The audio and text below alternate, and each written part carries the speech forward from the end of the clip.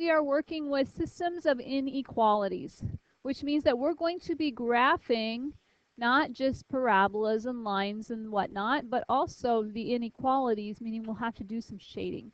So our first inequality that we want to graph, we're going to start out very, very basic and ask ourselves, what would it look like if we graphed the line or the inequality y is less than -1?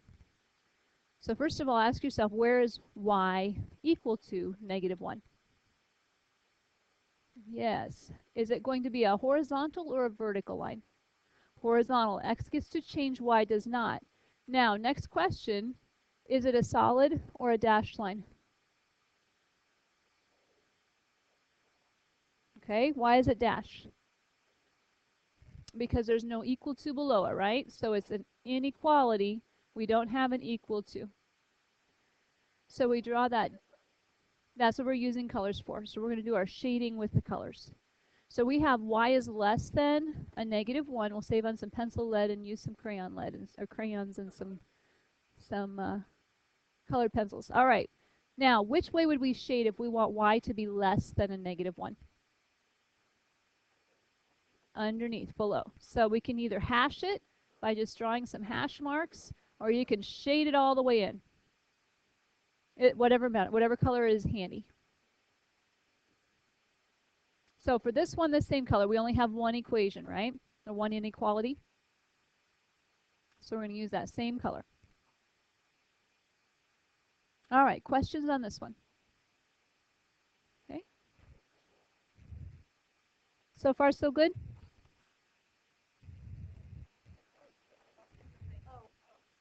Okay, you're welcome. All right, next one. So now we have y less than or equal to x squared plus 1, right?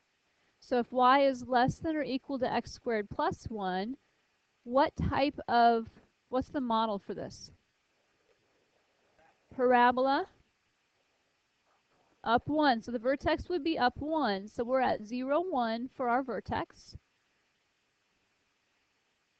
And then it's got an a, right, of 1. So when we move 1 to the right, 1 squared is 1.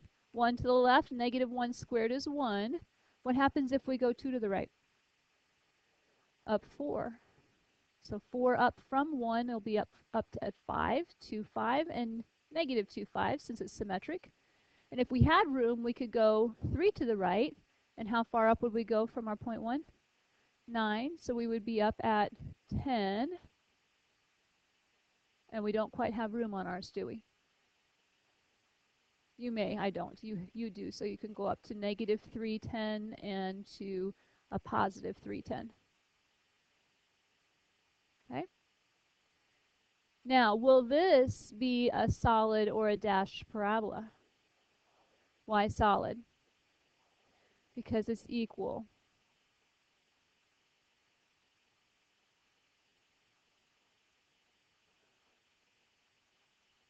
So do a better job of graphing than I just did. Okay? And then we have to decide which way we're shading. So if we ask ourselves intuitively, where would y be less than that? We think outside. So let's verify, though, to be safe. So what's a point that's an easy point to plug in that's outside of our parabola? 0, 0. So let's check that origin and see if it's part of our solution set. So when we plug in 0 for y, is that less than or equal to 0 squared plus 1? It's less than, so that's a true statement. So we shade in the direction of 0, 0. So we can shade the whole thing, or we can hash. My smartboard is going to run out of ink. I know my smartboard doesn't have ink. It was a joke.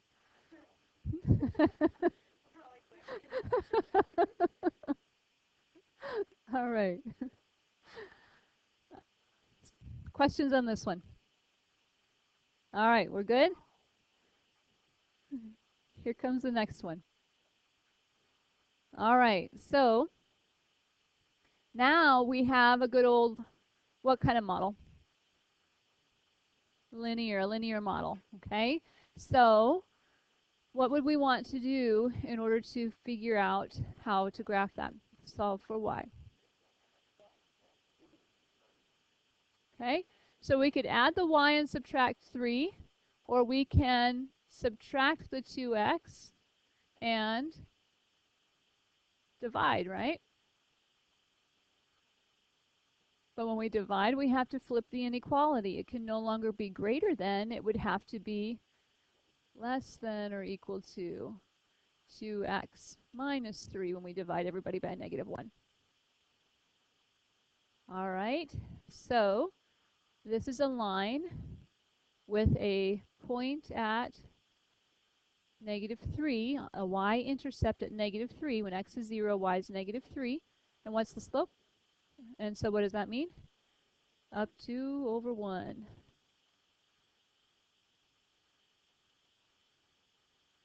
Solid or dashed?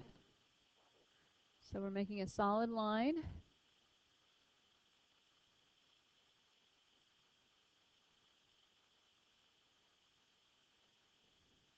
Now, do we think it's going to be shading above or below that line?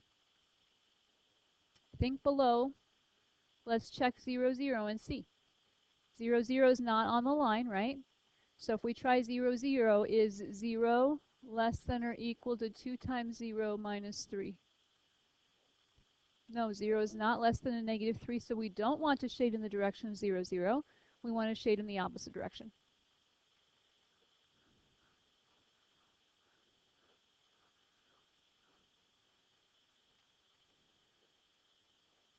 It's not really hard until you get to the very end. Because this is review, right? We've done this in Algebra 2, haven't we? We should have. Colored pencils will help you remember. Okay? Now here's where we get to break out more than one color of colored pencils. Okay? So now we have 3 equations, and we want to basically find out where all 3 will overlap. What's the solution set for all 3 of these inequalities? Okay? So our first one is not in slope-intercept form. And the reason I wanted to review putting in slope-intercept form was we had to know that if we're dividing by a negative or multiplying by a negative, we switch the inequality. Adding and subtracting is okay. It's multiplying or dividing that we have to switch it. But here, I want to remind you of that chapter 1 topic that you struggled a little bit with, which was intercepts. Okay? Because intercepts are good ways of getting 2 points as well. If I let x be 0 on this first equation, what's y going to be? -4. So if x is 0, y is -4. When y is 0, what will x be? 4. So now we have 2 points. Can we graph that line?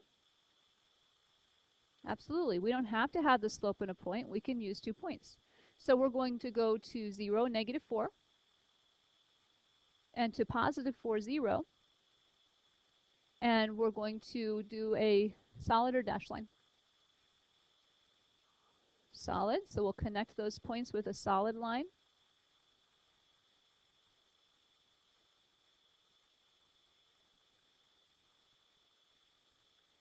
And then, because you have 3 colors, you could actually do some shading here and then find out where the 3 are going to overlap.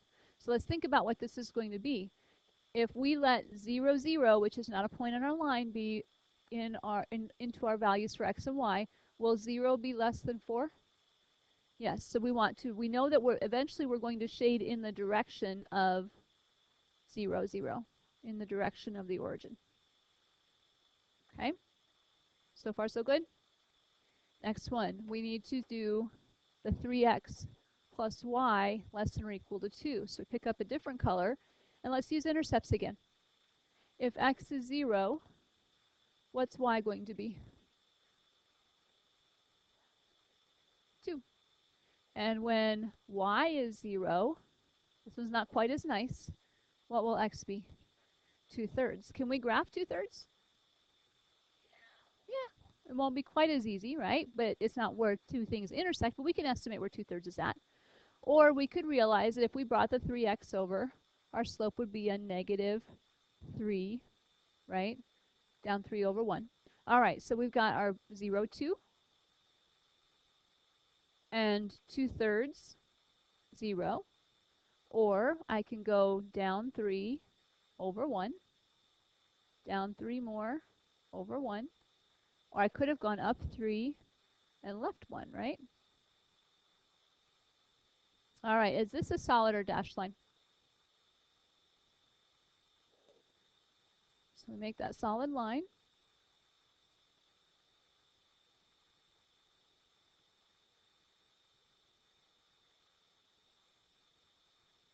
And then again, if we try 0, 0, which is close to the line but not quite there, we can pick that one and see if it makes it true or not. Is 0 plus 0 less than 2? Yes, so we do want to shade in the direction of the 0, 0.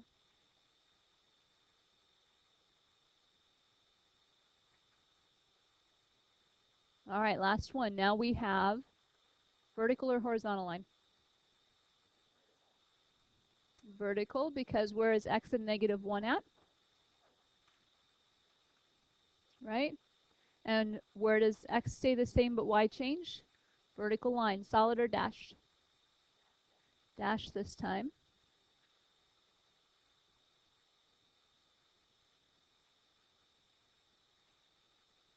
Where will x be greater than a negative 1?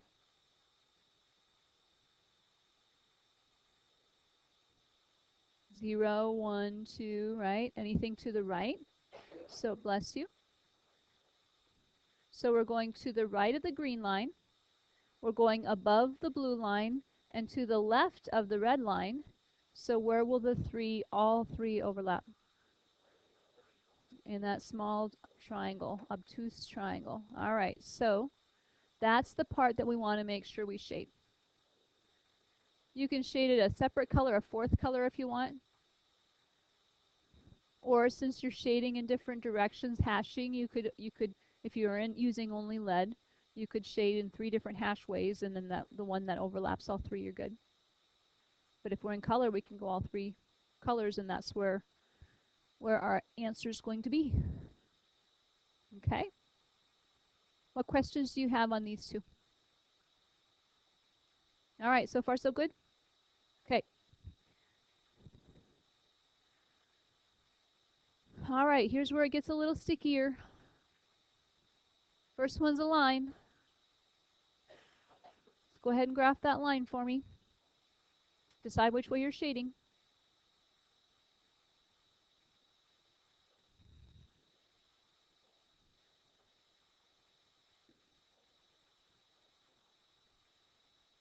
You can find the intercepts. That's an intercept method of graphing, or you could solve it for y and find out what your slope and your y-intercept are.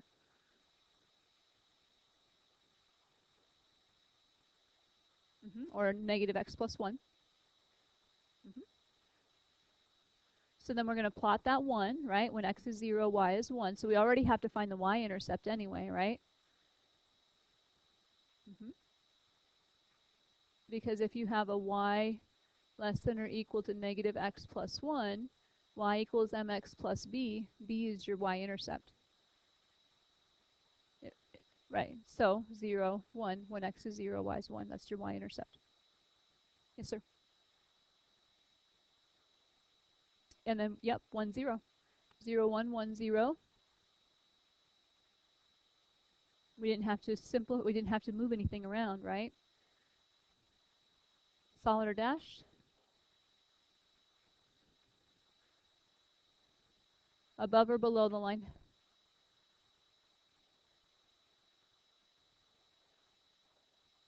Oops, sorry, solid.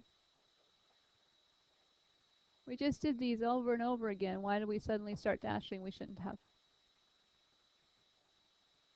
Is it above or below?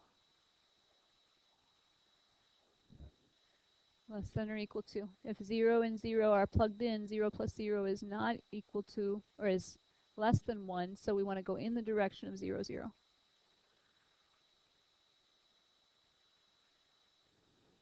Okay? All right, here's the next one. This one we are going to solve for y. So go ahead and do that.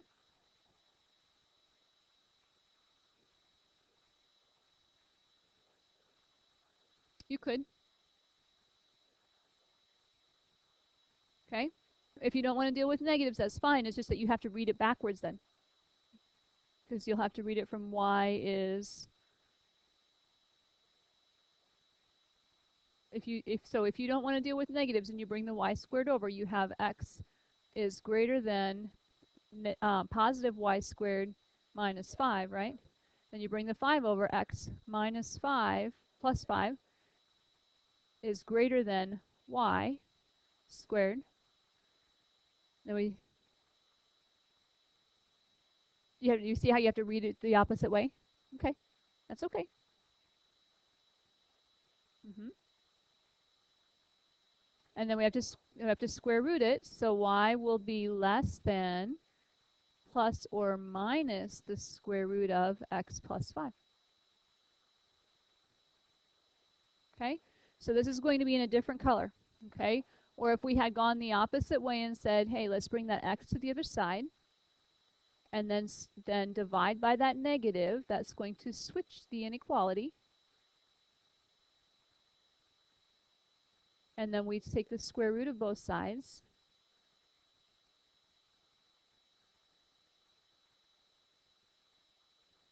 Okay, we get the same thing.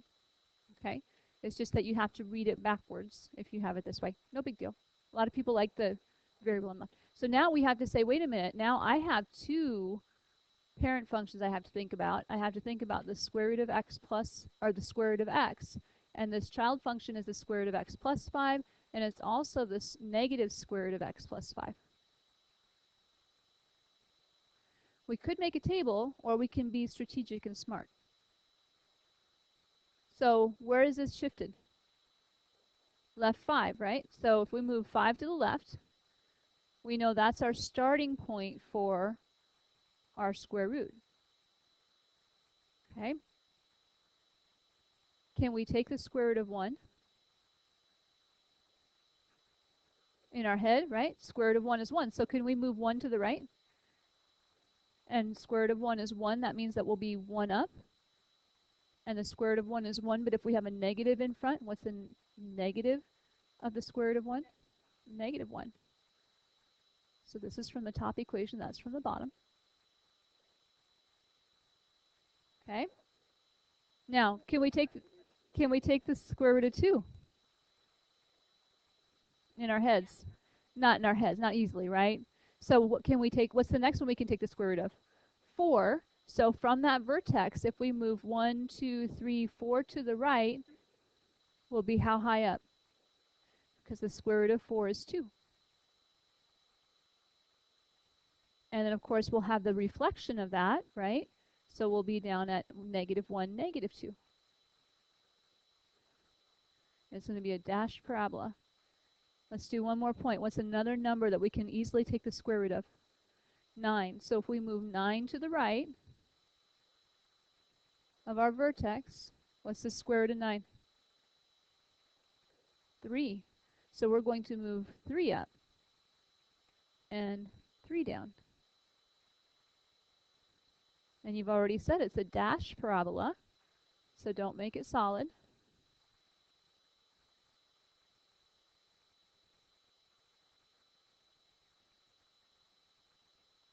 And then we decide which way we're shading. Are we shading inside or outside?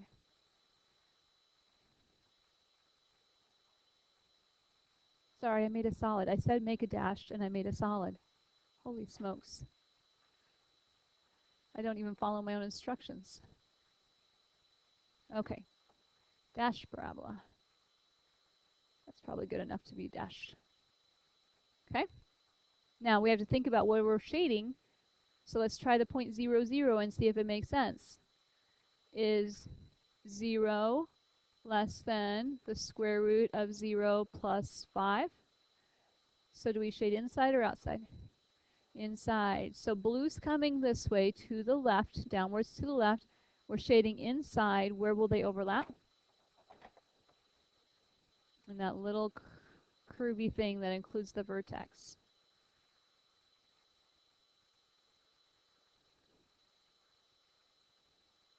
Questions on this one? All right, we're feeling good about these? Okay. Do we need to see the next one, or are we okay with lines? Okay. One more? All right. We've got a couple more after, or we got one more after that. Okay. So let's look at this one. So intercepts or slope y-intercept doesn't matter to me. Slope y-intercept, solve it for y. Okay. So if we're solving this one for y, we'll have y greater than negative 3x plus 2. Point at 2. Yep.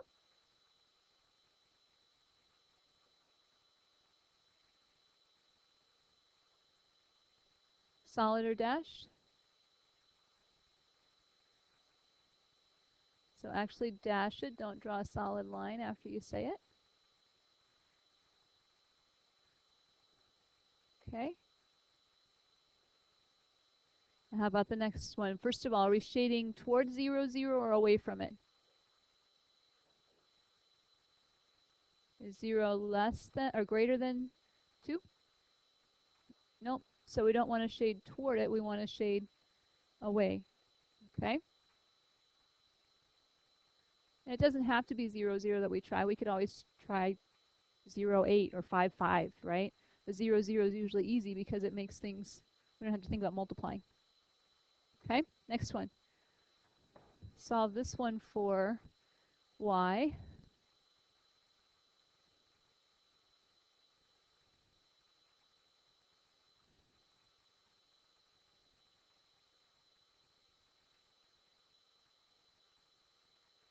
So this is going to be down at negative 1, going parallel lines. Why are they parallel? Same slope. Solid or dashed? Dashed.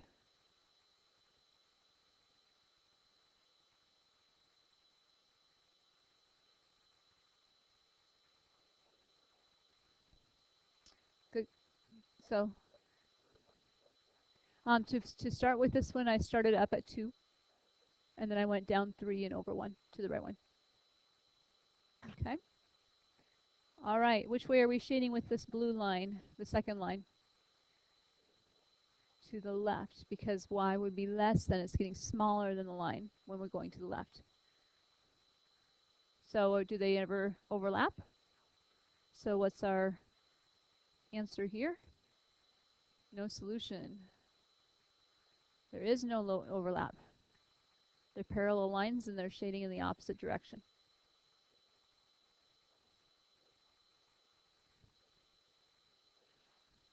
The graph would be enough until we talk about the vertices, and that's what I should have done here. Okay, so when we're asking you specifically for vertices, there are no vertices. There are no places where these overlap. And I didn't notice this, my reminder here. We're also supposed to tell the solution's vertices. So where did these things intersect? Negative 1, 2.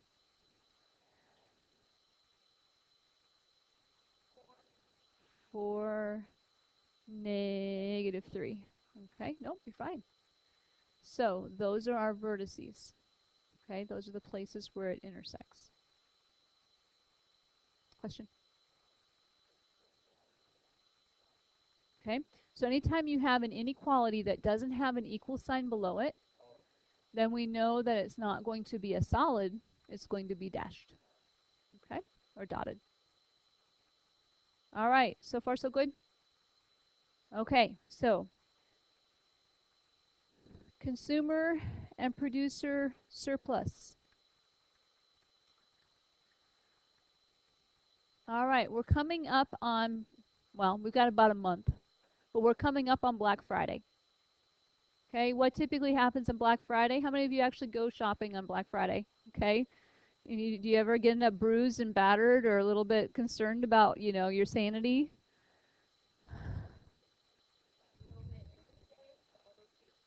Right, right. You try not to open the same time that the stores are opening. Okay, so it's typical during Black Friday season that we have great deals on TVs, right? So what happens? The producers decide to ramp up their TV production and have a whole bunch available for the Black Friday deals. And then what do? Because they have a whole bunch of supply, they they need a lot of demand. So how do they get that demand? They'll lower the prices. So they have great deals on their prices, right? So talking like 4K 55-inch TVs around 250, 260 this year potentially off brands, okay?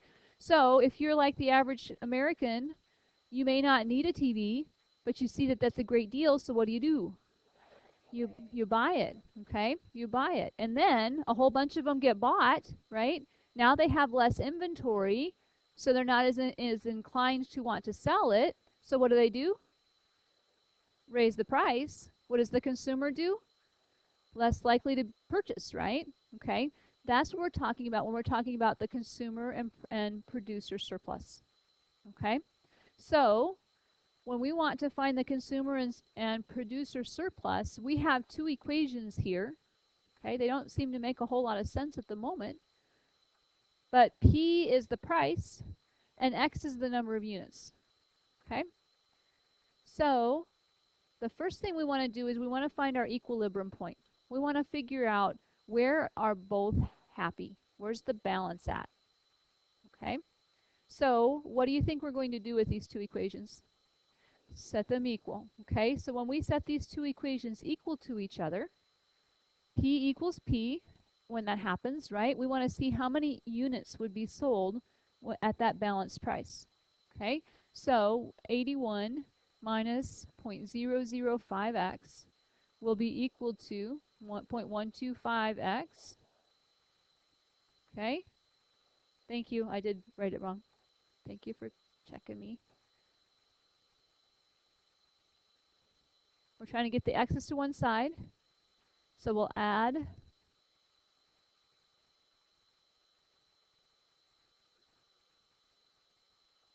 and 81 will be equal to 0.1018x. And now we divide. So what is 81 divided by 1800ths?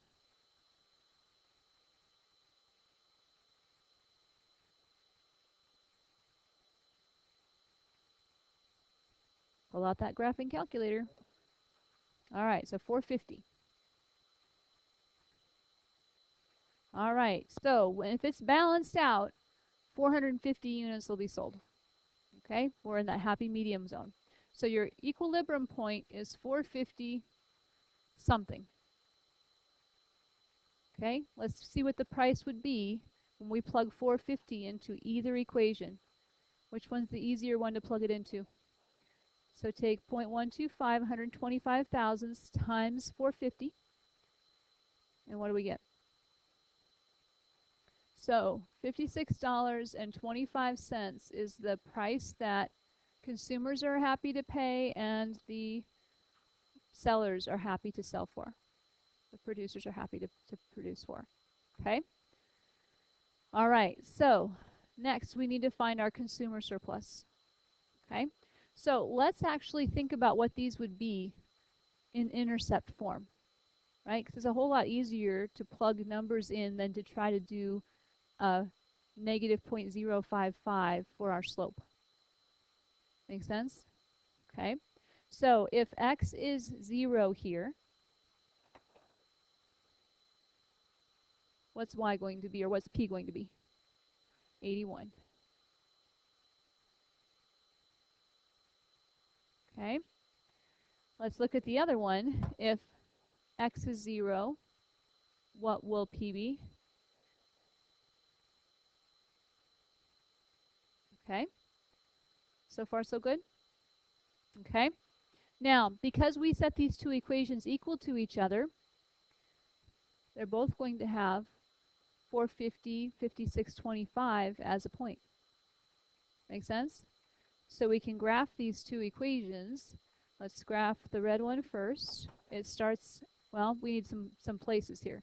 81 is the biggest the price ever gets to be, right? And so we need to go from 0 to 81. 1, 2, 3, 4, 5, 6, 7, 8, 9, 10. So is it okay to go by tens? Actually, let's go by fives. No, by tens, yes.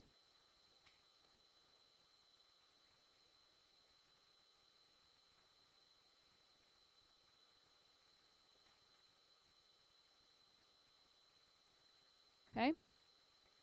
Now think about our number of units, our x values. What's the biggest x value we get to get? 450, right? Okay, so we have 1, 2, 3, 4, 5, 6, 7, 8, 9, 10. So 10 divided by, or 10 times what gives us something like 450? 45, or we could go every 50. Does that make sense? Okay, probably easier to go by 50s. So every other would be 100.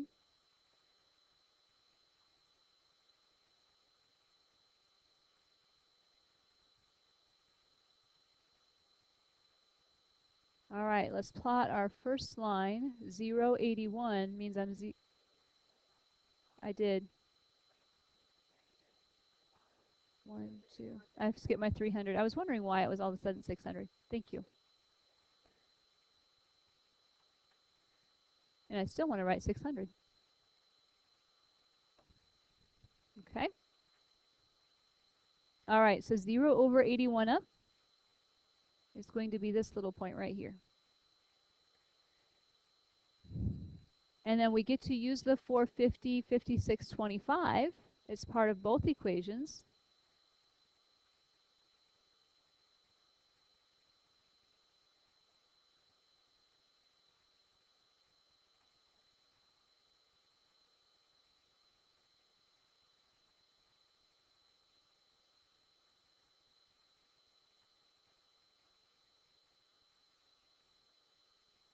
Okay. This is the consumer line.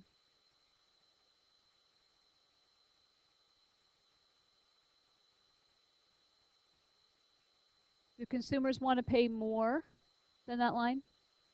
No. So they want to pay that line or less than, right?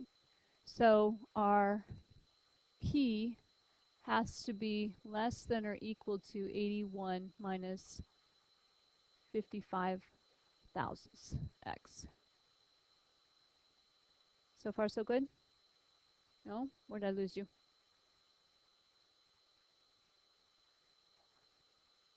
Okay, I just plotted 2 points.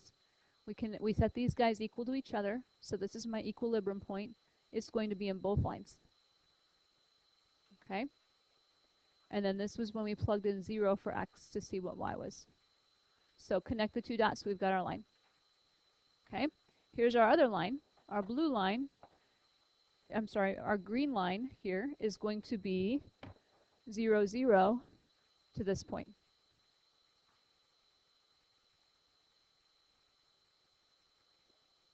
That's our producer, right? So if you have $0, they're wanting to sell 0 units. They don't want to give any away for free. Okay? Does that make sense? And for $20, they want to sell very few of them. And they'd love to sell tons, right? Okay, but we hit a certain point and it's not going to happen. So they want to sell more. They want the price to be higher, don't they? So they want their P to be greater than or equal to their line.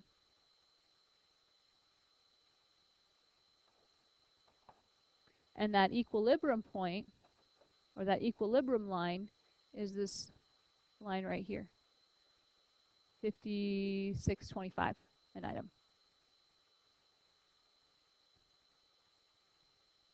Okay, so red's trying to go down.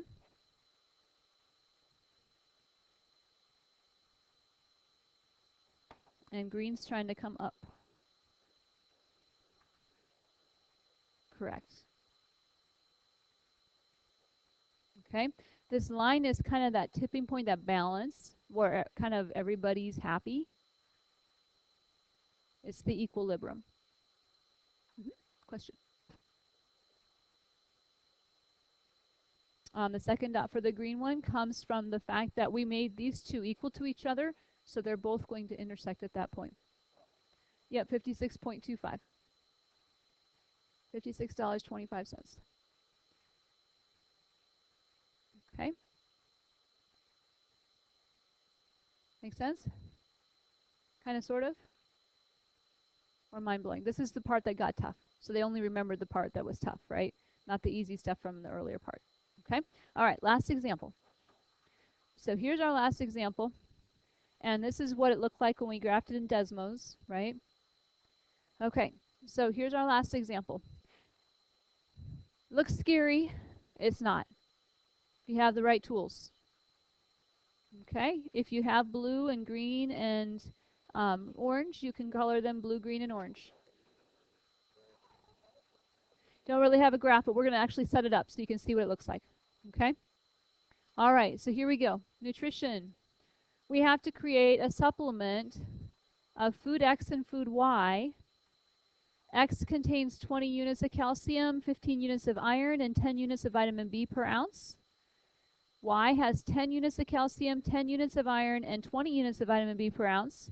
And the minimum daily requirements for whoever's consuming this is 280 units of calcium, or are 280 units of calcium, 160 units of iron, and 180 units of vitamin B. So when we look at this as humans, when we read things, we process every single word as a picture. And this gets way too overwhelming. Okay, do you look at this and just think, wow, where do I even begin? Okay, and even if we color code it to try to make it better, it doesn't seem to help. Okay, so what we have to do is we have to find a way to eliminate a lot of the extra stuff and to organize it in an efficient manner. So we have two kinds of food. What are they? X and Y. So we're going to start out by saying X and Y. Okay, we have three kinds of supplements. What are they?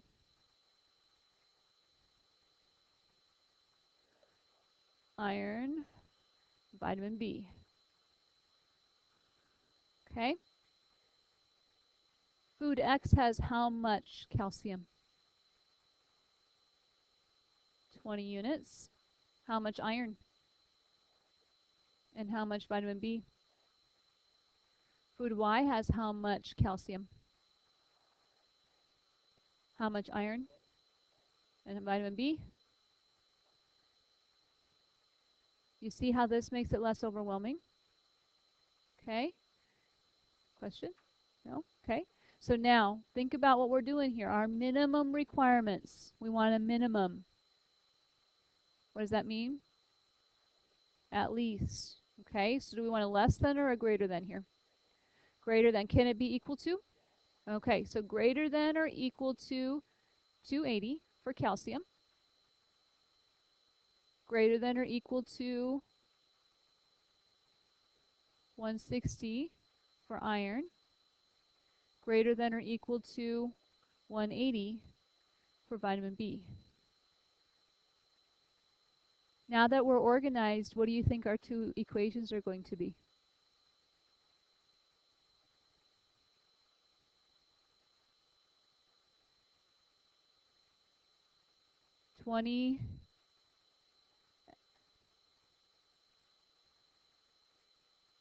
Greater than or equal to? Okay, what else? I said two equations, I didn't mean to throw you off.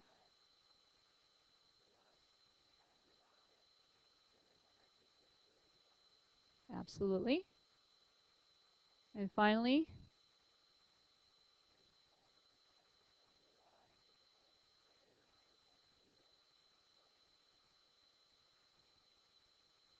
suddenly it's not so bad. Make sense? Or are you not convinced? Okay, we're good? Uh-huh. Do your intercepts, yeah. Do you see how slope y-intercept is not helpful here? Okay, but what would our intercepts be here? If x is gone, what's y? If y is gone, what's x?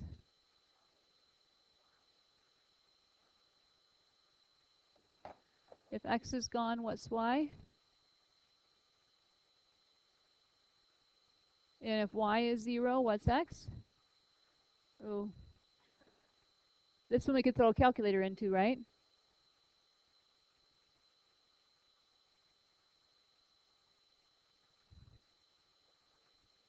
Oh, 10.2 repeat, or 3, so 10.6 repeating. Yep. Okay. Plug in 0 for x and find 0 for y. That's 14, sorry. Yep. And if I plug in 0 for x, 180 minus or divided by 20 is 9. And I just cover it up. I called it the cover up method when I was teaching algebra 1. Cover up the y, it's gone. It's 0. What's x? 18. Yep, the red is 14.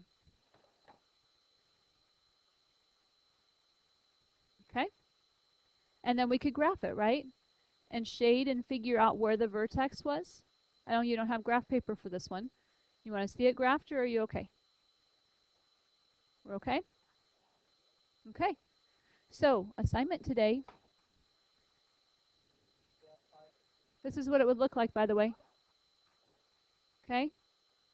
When you graph it, it looks like this. Yep, it doesn't matter how much, you have to go a long ways up to get enough vitamin, iron, I think iron, which one's the easy, the light one? 10. So this one, none of the foods, we give them enough of the calcium or the iron in order to get things going. So this one doesn't really impact it a whole lot, but basically what happens is where everybody overlaps is our intersection point, and that's the one we want. Okay, so if we use 12.6 repeating units of vitamin or X and so forth from Y, you're good. Okay,